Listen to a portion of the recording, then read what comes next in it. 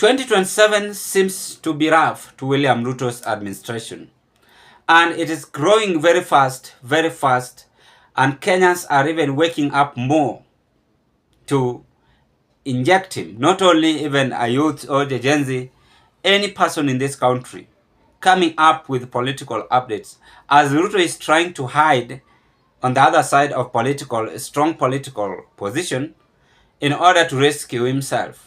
But let us watch this video of a young gentleman from Nakuru injecting Ruto and advising youth to take votes in that when it's come to 2027, Zakayo Ashuka. It is he was, I don't know if he was preaching or talking. Let us watch him and see. Kama akili ya mwanasiasa, the president is talented in the art ya contempt of court. The law is very clear, his conscience is not. Dear citizen, the presidency used to be a symbol of national unity, lakini of late imekuwa a symbol of national disunity. Before election, Zakayo aliona citizens, akaona potential voters. After election, sahi anatuona kama taxpayer. Kama the deep state na system ina include kina Ichungwa na Nyoro, then the system is very shallow minded. So dear citizen, let's talk about morals. Tunaishi kwa nchi pia your deputy akona mavice. Kwa nchi pia chief justice ana cry for justice. Hakuna mtu akoshua na hii katiba, ndio maana lawyers wana practice. Kwa hii nchi kuna wenye wako above the law, sisi wengine tuna practice.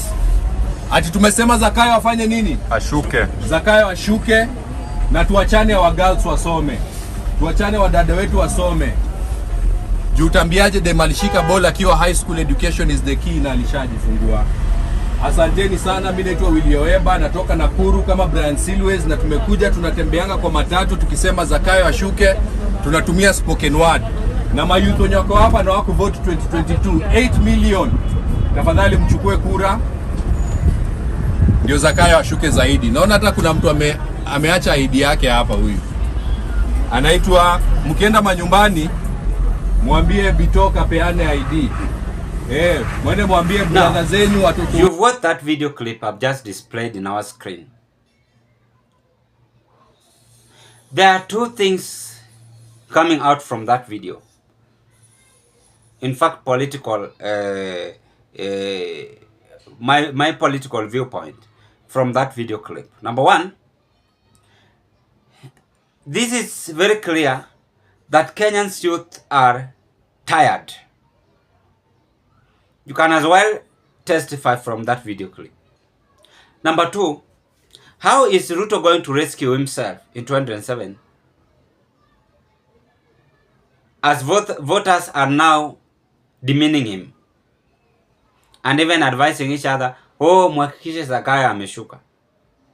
Mimi sijasema, ni huyo kijana ndiye amesema. Na mmesikia vile amesema. I want us to break this into our political discussion. What Ruto should do as a president and how he should rescue this country. But before I carry on, ladies and gentlemen, may I take this golden chance to thank you so much for your subscription to this broadcast, because you are doing a great job, and thank you so much. If you are a new subscriber, feel welcome, and please consider to like this video, share it to your friends, family and relatives. I want us to talk about characteristics of a good leader. There is always what we call characteristics of a good leader. A good leader is being determined on how he or she subjects himself to the people in the society whom he or she rules. That is the first thing. And I keep on repeating and even saying it. The number two is what we call having a determination as a leader. Having a determination as a leader is to ensure that you fulfill the promises, your agenda to the people who voted for you. And this does not go to Ruto alone. It goes to all leaders in this country. Even me, if one day I happen to be area MP or governor. But I must understand that those are the things we must check out and rectify before we make all these mistakes. The truth of the matter is that our country is being headed into a wrong direction. And that is why leaders are not ready to accept it. Mistake is there. There's no human being 100%. Each and every person have a mistake. But it's not too late. We can rectify them. We've reached to an extent of even now, Kenyan youth are even preaching in buses and saying, advising the parents and even the youth that please don't vote this person, don't vote this government. Why? It's because there is total failure somewhere.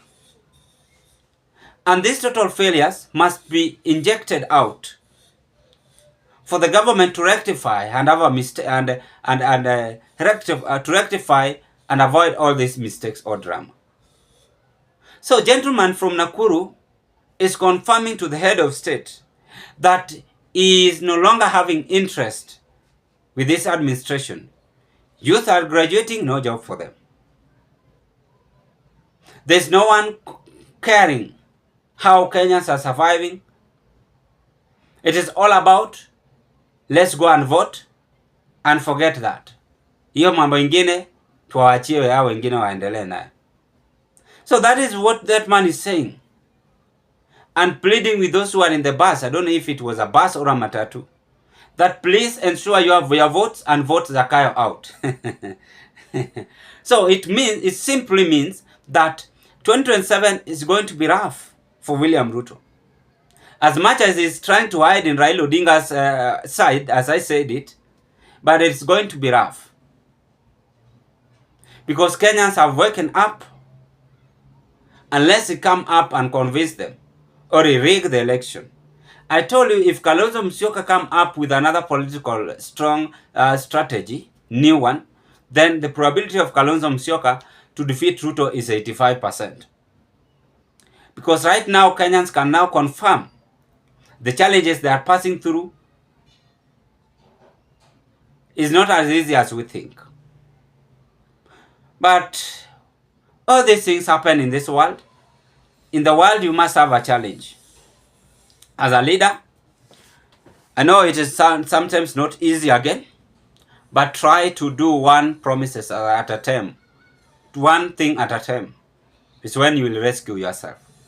But if you carry on this way, then it's going to be rough for you. I'm just trying to predict what might happen in 2027. Those who voted for you might not vote. Millions of Kenyans might just stay in the house. To many leaders, to those who are watching me leaders outside there, you must now perform. And that is your duty. That is why Kenyans wake up very early in the morning, queuing with all their hunger and thirsty to vote for you. So let us avoid all these dramas and maintain focusedness as a country and build our country together. That is what seems to happen as Ruto's administration have been injected. It is being injected every now and then. Yesterday was Morara. We saw what happened and I analyzed this in the afternoon hour. So it is something which is carrying on. We don't know what next. Anyway, time will tell. I rest my case at this point and let's meet on another political discussion. Bye-bye.